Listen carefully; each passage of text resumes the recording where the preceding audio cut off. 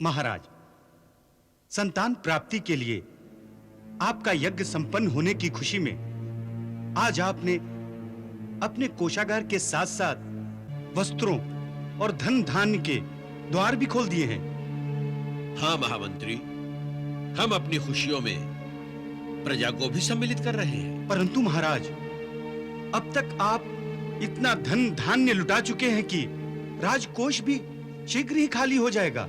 हम चाहते हैं कि जब तक हमारे राज्य में एक भी निर्धन शेष है, धन का वितरण होता रहे, यहां तक कि धन लेने वाले दान लेते लेते थक जाएं, परंतु दान देने वाला दान देते देते न थके।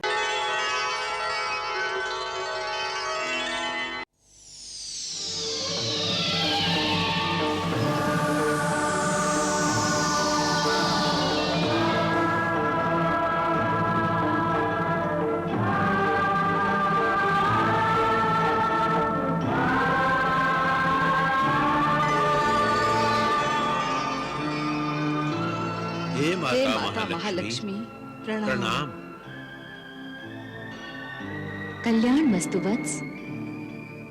तुम दोनों ने अत्यंत भक्तिभाव और पूर्ण श्रद्धा से महायज्ञ किया और मेरी पूजा भी की। आपकी पूजा आराधना से समस्त देवलोक आनंदित हो गया है और आप दोनों मेरे वरदान को ग्रहण करने के योग्य हो गए हैं। हे मातेश्वरी, आपकी कृपा अनंत है। क्या मेरी इस छोटी सी झोली में आपका वरदान समा सकेगा? नहीं वत्स, अपनी झोली को तुच्छ मत समझो। ममता कभी छोटी नहीं होती। और फिर आपकी झोली को आपकी तपस्या ने इतना विशाल कर दिया है कि इसमें सृष्टि का सार तत्व भी सहज रूप से समा सकता है। इसीलिए आपके इस आंचल की छाया में मैं स्वयं सार तत्व के रूप में वैष्णो देवी का अवतार लूंगी। मातेश्वरी, इसका अर्थ है कि आप मेरी... हाँ वत्स, मैंने सपने में प्रकट होकर बार बार आपको जो दर्शन दिया था, अब वो सपना साकार होगा। मैं आपकी पुत्री के रूप में जन्म लूंगी। आप धन्य हैं मातेश्वरी, आप धन्य हैं। परंतु मातेश्वरी, आपका पालन पोषण करते समय यदि मुझसे कोई भूल हो गई तो... हाँ मातेश्वरी, मेरे मन में भी यही आशंका है। आप दोनों ही ऐसे किसी विकार से परे हैं, इसलिए ये भय अपने मन से निकाल दीजिए। तो फिर हम आपके स्वागत की तैयारी करते हैं। परंतु जहां मैं जाती हूँ, वहां दरिद्रता का कोई स्थान नहीं होता। मैं आपका संकेत समझ गया मातेश्वरी। मैं अपने कोष का सारा धन दीनहीन और दरिद्रों में बांट दूंगा। आप दोनों का कल्याण हो। तथास्तु।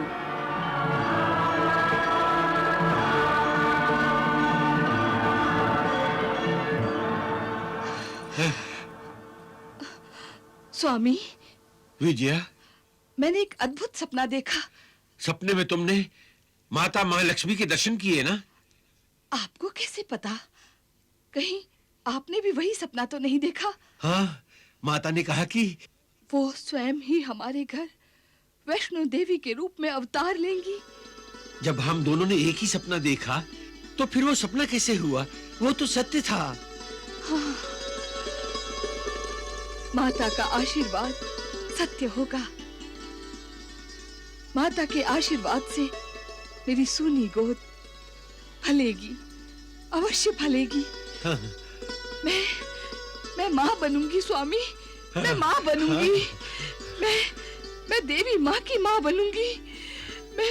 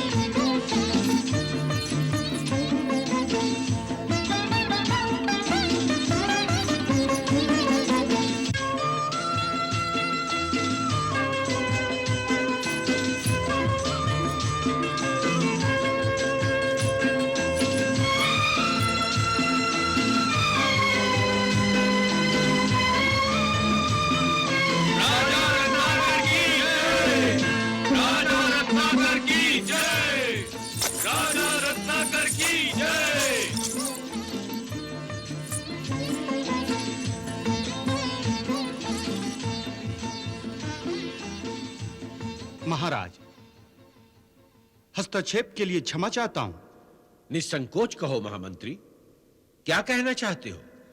महाराज, संतान प्राप्ति के लिए आपका यज्ञ संपन्न होने की खुशी में आज आपने अपने कोषागार के साथ साथ वस्त्रों और धन धान्य के द्वार भी खोल दिए हैं। हाँ महामंत्री, हम अपनी खुशियों में प्रजा को भी सम्मिलित कर रहे हैं। परंतु महाराज, अब तक आप इतना धन धान्य लुटा चुके हैं कि राजकोष भी शीघ्र ही खाली हो जाएगा। राजकोष खाली होता है तो होने दो महामंत्री। देवी महालक्ष्मी की कृपा से हम अपने राज्य में धन धान्य, हीरे मोतियों की वर्षा करना चाहते हैं। हम चाहते हैं कि जब तक हमारे राज्य में एक भी निर्धन शेष है, धन का वितरण होता रहे, यहां तक कि धन लेने वाले दान लेते लेते थक जाएं, परंतु दान देने वाला दान देते देते न थके।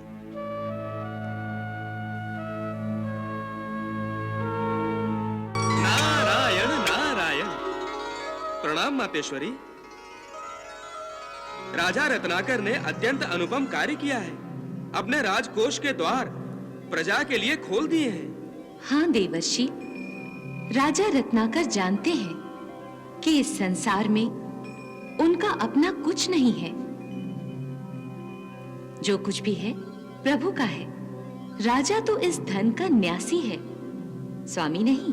मैया, कभी कभी लोग यश प्राप्ति के लिए ही दान करते हैं, जो मात्र आडंबर होता है, केवल दिखावा होता है। परंतु राजा रत्नाकर अपने हृदय की विशालता का प्रदर्शन करते हुए अपना धन लुटा रहे हैं। वाह, दाता हो तो राजा रत्नाकर के जैसा हो। देवर्षि, रत्नाकर अपने पिछले जन्म में भी ऐसे ही उदार दानवीर थे। हाँ मैया, समुद्र मंथन के समय समुद्र राज के रूप में उन्होंने अपना सब धन, सब रत्न सुरों असुरों में उलट दिए थे। और फिर भी वो निर्धन नहीं हुए थे, रत्नाकर ही रहे। ये सब आपकी कृपा थी मातेश्वरी। देवर्षि, ये सब परमात्मा पर आस्था और श्रद्धा का चमत्कार है। रत्नाकर जैसे ज्ञानी तपस्वी जानते हैं कि संपूर्ण संपदा का स्वामी सृष्टि करता है, और ये संपदा सृष्टिकर्ता ने सृष्टि के सारे प्राणियों के लिए निर्मित की है। इस संपदा पर सबका अधिकार है। ये जानते हुए भी राजा रत्नाकर जैसे ज्ञानी इस संपदा पर केवल अपना अधिकार कैसे जमा सकते हैं? मातेश्वरी, आप और आपका ये परम भक्त रत्नाकर दोनों ही धन्य हैं। नारायण नारायण। प्रणाम माता।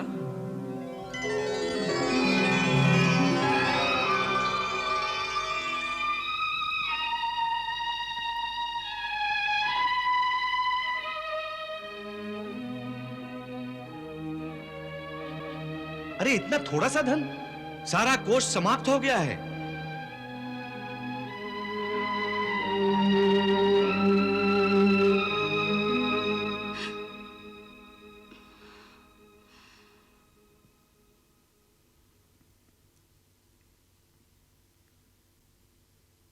ये क्या महामंत्री, लेने वाले कम नहीं हुए और देने वाले का हाथ रुकने लगा।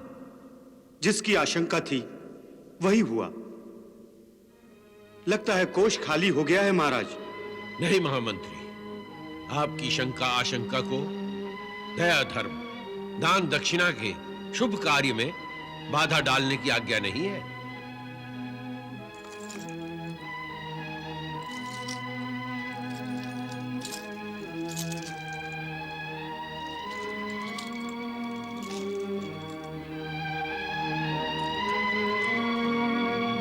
महाराज, ये आप क्या अनर्थ कर रहे हैं? यदि राजा और रानी को प्रजा आभूषणों से भी रिक्त देखेगी तो समझ जाएगी कि राजा निर्धन हो गए हैं। नहीं महामंत्री, नहीं। जिन भक्तों पर माता महालक्ष्मी की कृपा हो, वो भला निर्धन कैसे हो सकते हैं?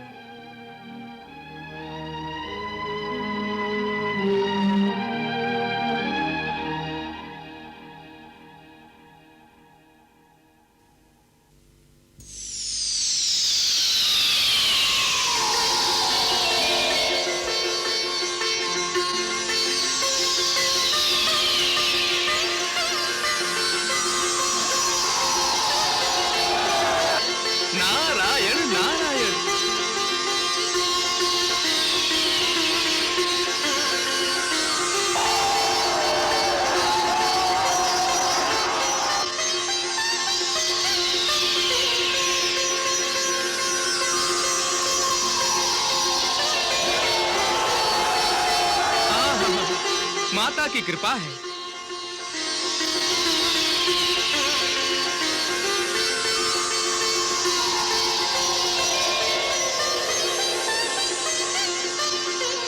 नारायण नारायण। आहा, धरती पर वैष्णो देवी के अवतार में माता महालक्ष्मी के आगमन से पहले ही इस नगरी की दरिद्रता दूर हो गई है। आहा, माता आपकी कृपा अनंत है। प्रणाम माता।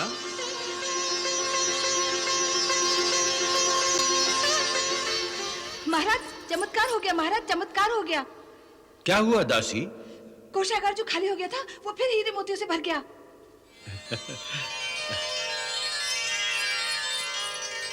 देखा महामंत्री, ये संपदा, ये धन संपत्ति माता महालक्ष्मी का आशीर्वाद है, उनकी कृपा है। दान दक्षिणा के रूप में जितना भी बांटोगे उतनी ही ये बढ़ेगी। हाँ महाराज, मुझसे भूल हो गई। मैंने माता महालक्ष्मी पर अविश्वास प्रकट किया। माता महालक्ष्मी मुझे क्षमा कर दीजिए।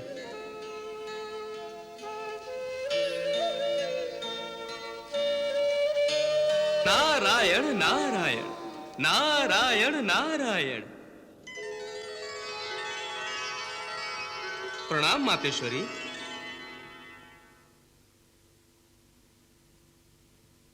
देवर्षि, आप बड़े प्रसन्न दिखाई दे रहे हैं।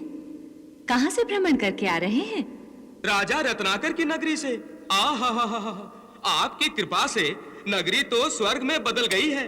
आप सचमुच भक्त वत्सला हैं मैया। रत्नाकर की नगरी के दर्शन करके मुझे तो ऐसा प्रतीत हुआ कि मैं किसी महान तीर्थ स्थान की यात्रा कर रहा हूँ। आप कहना क्या चाहते हैं देवर्षि?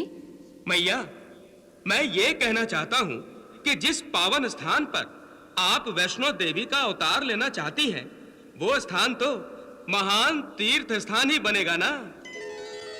और हाँ मैया, ये स्थान तो आपके प्रस्थान के लिए एकदम उचित हो गया है। ना कोई दरिद्र है और ना ही कोई दीन। संपूर्ण नगरी संपन्न हो गई है। जहां आप प्रस्थान करती हैं, वहां से दरिद्रता कोसों दूर भाग जाती है। इसलिए मेरे विचार से अब रत्नाकर की नगरी ही नहीं, समय भी आपके अवतार लेने के लिए उचित हो गया है मैया। आपका कथन भी उचित है देवर्षि। नारायण नारायण।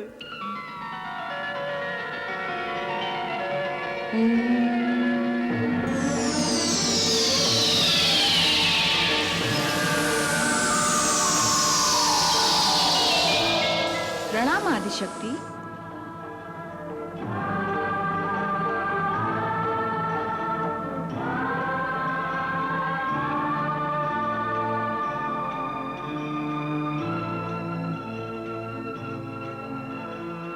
शुभम भव, शुभम भव। हे महादेवी महालक्ष्मी, किस कारणवश हमारा आह्वान किया गया है? पृथ्वी लोक पर अधर्मी राक्षसों ने आतंक मचा रखा है। पृथ्वीवासी एक ओर रावण के अत्याचारों से तो दूसरी ओर खर दूषण आदि राक्षसों के अत्याचारों से त्रस्त हैं। रावण जैसे महाशक्तिशाली का विनाश करने के लिए आदि पुरुष भगवान विष्णु ने श्री राम का अवतार ले लिया है। और भगवान विष्णु की शक्ति होने के नाते हमारा ये दायित्व है कि हम भी मिलकर दूसरे राक्षसों का वध करें और धर्म की रक्षा करें।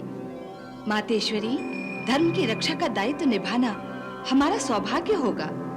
हम सब एक ही परम शक्ति के विभिन्न रूप हैं और मैं चाहती हूँ कि हम सब एक स्वरूप होकर वैष्णो देवी का अवतार धारण करें और पृथ्वी लोक को अधर्मी राक्षसों से मुक्त कराने की प्रभु की लीला में सम्मिलित हो जाएं। इस शुभ कार्य में विलंब नहीं होना चाहिए।